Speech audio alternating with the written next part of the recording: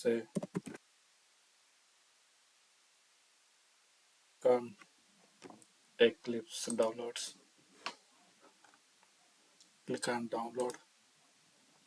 Click on download. It will install the exe file. I have already installed the. I have already downloaded the file. This is the file.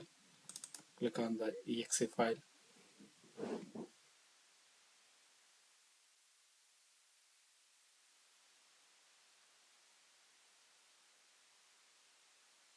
Choose Eclipse IDE for Java developers. Click on install.